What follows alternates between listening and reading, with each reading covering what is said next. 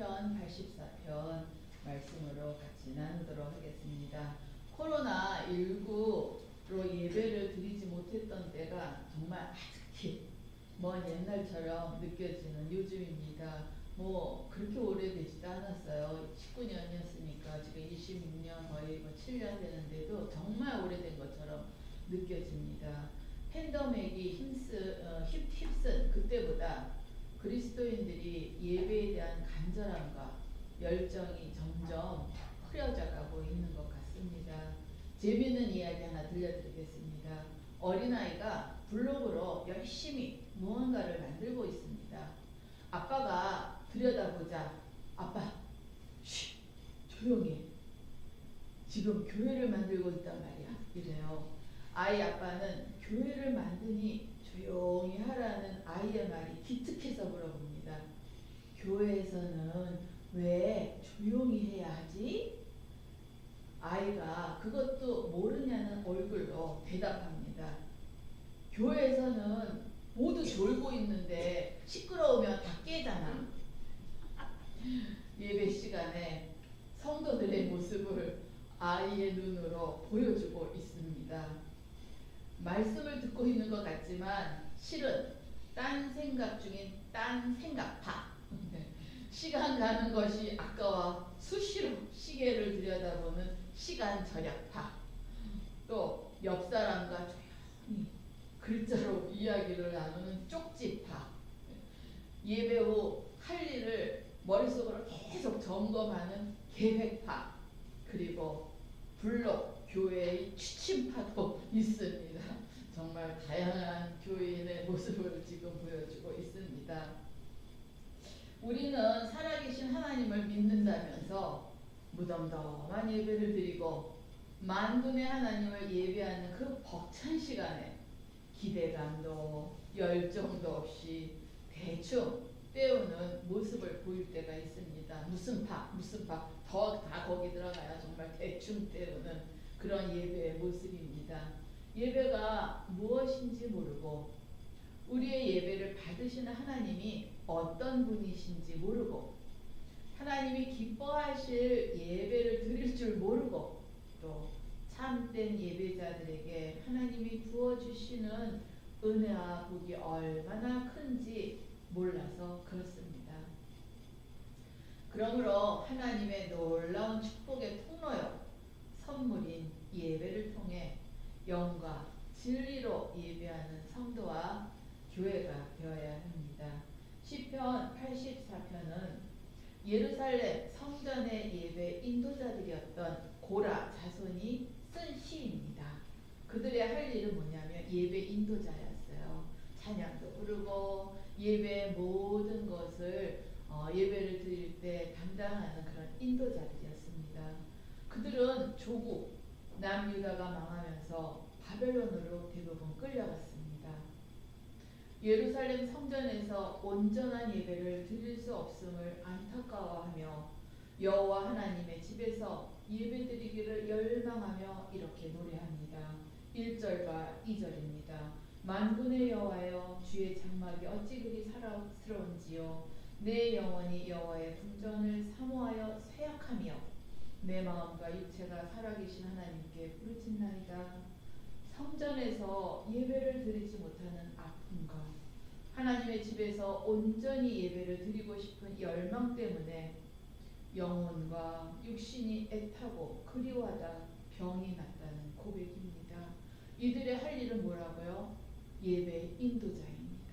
그러니 얼마나 답답했겠어요. 그 예배, 현장의 예배를 드릴 수 없다는 것에 이들은 병이 날 지경입니다. 그래서 2절에 보면 여호와의 궁전을 사모하고 쇠약해졌대요. 그래서 내 마음과 육체가 하나님께 부르짖고 있대요. 얼마나 슬픈 고백인지 모릅니다. 가고 싶어도 못 가는 예루살렘 성전과 만날 수 없는 믿음의 형제 자매들의 그리움, 또한 살아계신 하나님께 목청을 다해 마음껏 찬양을 올리지 못하는 그리움으로 상사병이 난 것입니다.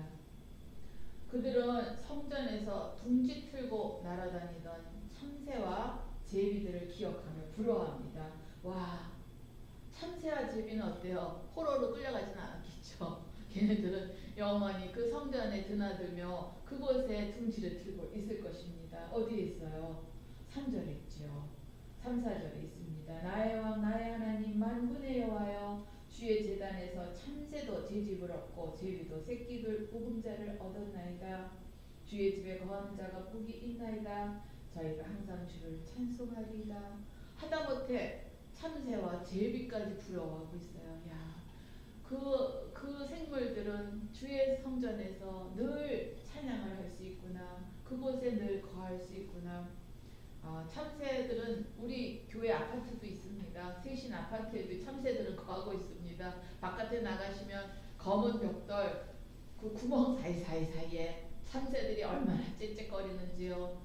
새벽에 권사님들하고 새벽 예배 어떤 때 가다 보면 거기서 짹짹거려요. 그러고 보면 참새들이 거기서 삐금이 얼굴을 내밀고 거기서 그냥 조잘거리는 걸 볼 수 있습니다. 이렇게 제비와 참새들이 성전에서 조잘거리는 것, 그것이 너무 부럽고 부럽다고 지금 이 고라 자손들은 고백하고 있습니다. 하지만 지금은 예루살렘으로 돌아갈 희망이 보이지 않습니다. 기약도 없습니다. 왜냐하면 포로 생활이니까요. 자기네 나라를 잃어버렸는데 언제 돌아갈 그런 기약이 있겠습니까? 상상으로만 예루살렘 성전으로 돌아갈 꿈을 꿉니다. 5절에 보면 주님께서 주시는 힘을 얻고 마음이 이미 시온의 순례길에 오른 사람들은 복이 있습니다. 그들은 그저 순례길을 상상만 해도 힘이 되고 위로가 되었습니다. 6절 그들이 눈물 골짜기로 지나갈 때 그곳에 많은 샘이 있을 것이며 이른 비가 복을 채워주나이다. 네, 세 번역과 개역 개정을 제가 섞어서 말씀드렸습니다. 여기 보면 어떻습니까? 그냥 상상만 해도 힘이 되고 위로가 된대요. 그리고 그 눈물 골짜기로 지나갈 때 하나님께서 이제 비를 내려 복을 채워주신다는 그런 고백을 하고 있습니다. 말리 타고 바벨론으로 끌려갔던 고라 자손들이 가장 갈망했던 것은 힘든 포로 생활에서 벗어나는 자유가 아니었습니다. 조국의 독립도 아니었습니다. 부나 영화도 아니었습니다. 그들의 소원은 오직 살아계신 하나님께 온전히 마음껏 예배를 드리는 것이었습니다. 그렇다면 예배가 무엇이기에 그들은 성전에서 예배하는 것을 그토록 애타게 사모했을까요? 뭐 단순히 자기가 받은 직분, 자기들의 해야 될 그런 의무라서 그랬다고 볼 수는 없습니다. 이 간절한 시를 보면 그들은 참으로 꿈에라도 가고 싶은 그런 애타는 마음을 지금 고백하고 있습니다. 사람이 살아있음을 증명하는 것이 무엇일까요? 전도사님, 사람이 살아있는 것을 증명하는 게 뭘까요? 식물 인간도 이거는 띄어요. 뭘까요? 심장. 네, 심장이에요. 살아있음에 심장이 뜁니다. 식물 인간이 죽었다고 병원에서 단정하지 않아요. 아직 연명하고 있다. 무엇 때문에? 심장. 근데 심장이 멈추는 순간 죽음입니다. 그죠?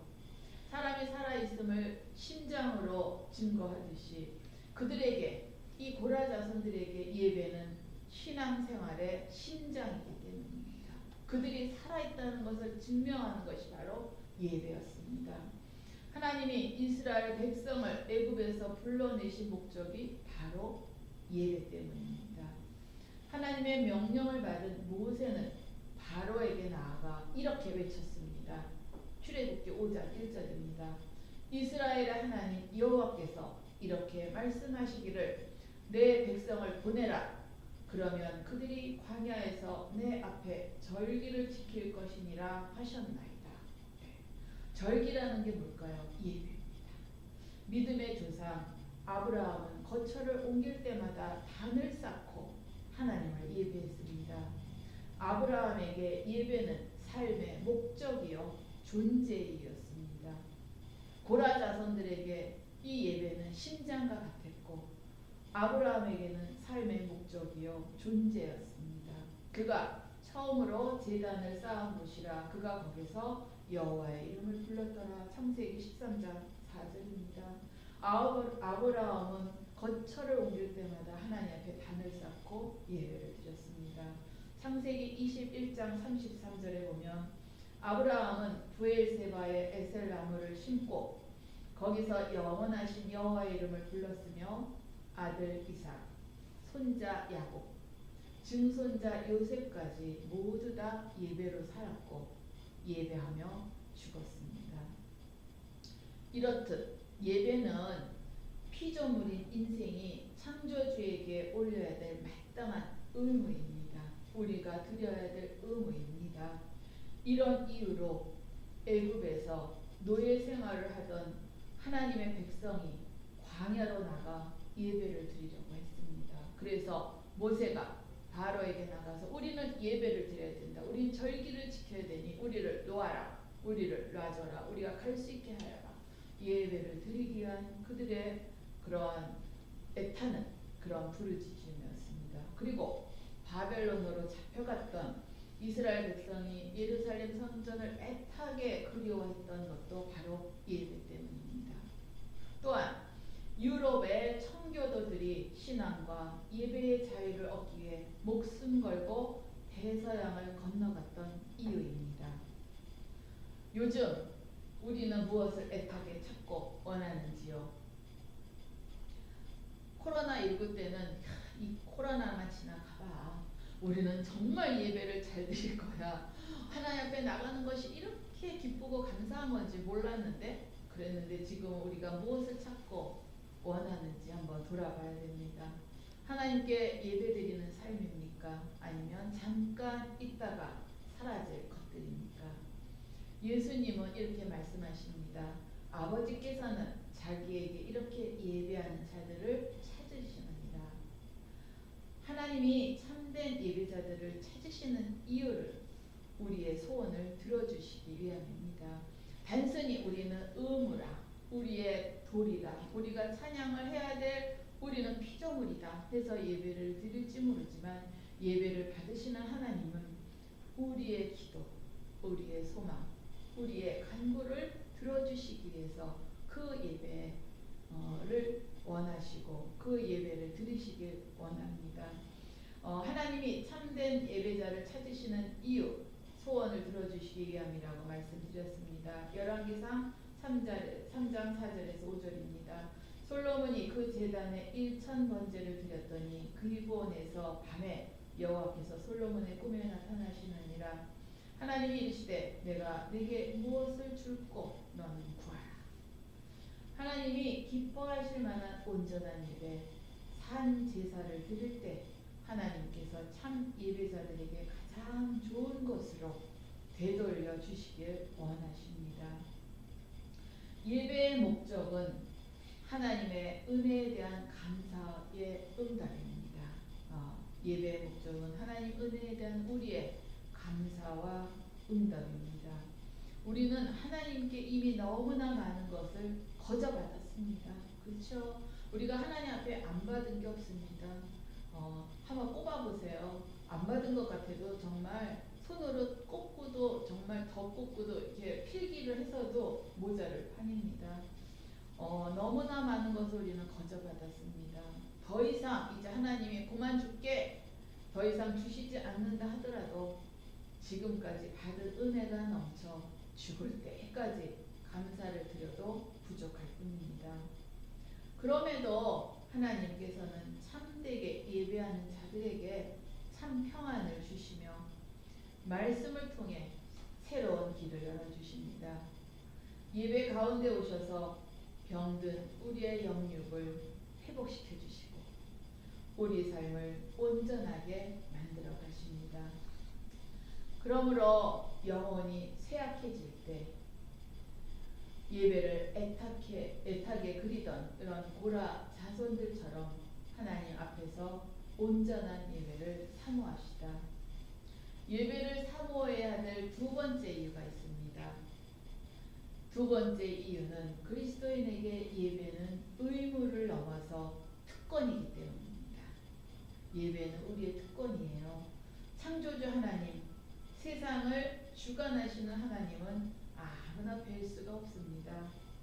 오직 하나님이 불러주신 사람들, 하나님이 구속하시고 자녀 삼으신 자들만이 하나님 앞에 나아갈 수 있고 하나님의 이름을 부를 수 있습니다. 제가 이제 믿지 않는 그런 이제 옆에 주인들을 이제 가끔 전도할 때가 있어요. 그러면 갈게 하면서도 그들이 이 성전 교회 문턱을 못 넘어오는 것을 봅니다. 보면 꼭 무슨 일이 생겨요. 아니면 꼭 나갈 수 없는 이유가 그들에 생깁니다. 그런 거 보면 하나님 앞에 나와서 우리가 예배드리는 거 우리가 자유롭게 하는 것 같지만 절대 자유롭지 않습니다. 그것은 하나님이 선택하신 자들, 하나님이 구속하시고 자녀 삼으신 자들에게 주시는 특권입니다. 아무에게나 특권을 주지 않죠. 그죠? 우리가 대한민국 국민으로 우리의 특권을 갖고 있습니다. 또 다른 나라는 다른 나라 사람들은 자기 나라의 특권을 갖고 있는 것처럼 그 나라 백성이기 때문에 주는 특권입니다. 이민자들, 외국인들은 그런 특권을 얻지 못해서 굉장히 어려움을 겪는 것을 볼 수 있죠. 우리는 이 땅에서 태어났고 이 땅의 백성이기 때문에 우리에게는 그 특권이 아무것도 아닌 것처럼 느껴지지만 절대 그렇지 않습니다. 예를 들어 모르는 아이가 저를 붙잡고 엄마! 엄마! 하고 소리치고 막 저를 붙잡는다면 제가 아마 깜짝 놀라서 이렇게 말할 겁니다. 야, 내가 왜 네 엄마야? 난 아니야. 이렇게 말했을 것 같아요. 마찬가지로 아무나 하나님을 함부로 아버지라고 부를 수 없습니다. 하나님의 자녀된 아버지라고 부를 수 있죠. 아무나 아버지를 부를 수가 없죠. 천지에 있는 이름 중 가장 높으신 하나님을 아버지라 부를 수 있는 것 자체가 엄청난 특권입니다. 특권을 가진 자들은 몰라요. 내가 이 특권을 소유했는지. 근데 가만히 비교해 보세요. 대단한 특권이지요. 그죠? 그분의 돌보심과 은혜를 구하는 예배를 드릴 수 있음은 엄청난 축복입니다. 그러므로 우리는 긍휼하심을 받고 때를 따라 돕는 은혜를 얻기 위하여 은혜의 보좌 앞에 담대히 나아갈 것입니다. 히브리서 4장 16절 말씀입니다. 여전도의 헌신 예배가 하늘 축복의 통로가 되길 원합니다. 참되게 예배하는 모습으로 은혜의 보좌 앞에 담대히 나아가길 원합니다. 수고하고 무거운 짐진 자들을 불러 쉬게 하시는 주님 앞으로 나아가시다.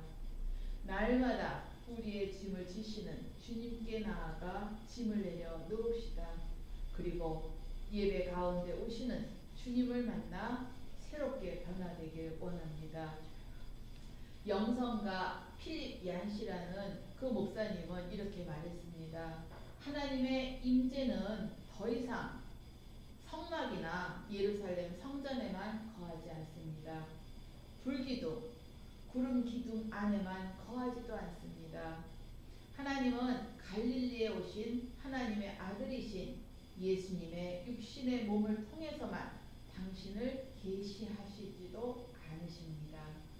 바로 내가 다니는 교회를 통해서 하나님은 지금도 세상에 당신을 나타내십니다. 그렇습니다. 하나님을 만나기 위해 산이나 들이나 광야를 찾을 필요는 없습니다. 믿음의 선배들이 눈물의 기도로 섬김의 땀방울로 세우고 가꾼 교회에서 공동체에서 온전한 예배를 드릴 때 새 영을 너희 속에 두고 새 마음을 너에게 주신다고 에스겔서 36장 26절에 말씀하고 계십니다. 새 영과 새 마음을 우리에게 주신다고 정말 좋은 말씀이시죠. 고라 자손은 비록 바벨론에 끌려가 더 이상 성전에서 예배할 수 없었지만 그들의 삶의 자리에 언제나 함께 하신 하나님, 살아계신 하나님을 의지하며 외쳤습니다. 84편 11절 12절입니다. 같이 읽어보겠습니다. 여호와 하나님은 해요 방패이시라. 여호와께서 은혜와 영화를 주시며 정직하게 행하는 자에게 좋은 것을 아끼지 아니하실 것임이니이다. 만군의 여호와여 주께 의지하는 자는 복이 있나이다. 그들은 살아계신 하나님을 이렇게 외쳤습니다. 이제 온전한 예배를 사모하며 거룩한 예배를 회복하며 예배 가운데 임재하시는 살아계신 하나님을 만나기를 갈망합니다. 말씀이 회복되며 새 힘과 새 영으로 새롭게 되어 승리하는 여전도회가 되시길 축복합니다. 기도하겠습니다. 주님, 부르짖을 때 응답하시고 찾을 때 만나주시고 손 내밀 때 잡아주시는 신실하신 주님을 찬양합니다. 그때마다 밀려오는 고난에 삶이 흔들릴 때 오직 주님 안에서 평안과 소망을 찾게 하여 주옵소서. 참된 예배를 통해 주님을 나의 주로 고백하며 살아가는 모든 여전도의 회원들이 될 수 있도록 인도하옵소서. 예수님의 이름으로 기도드립니다. 아멘.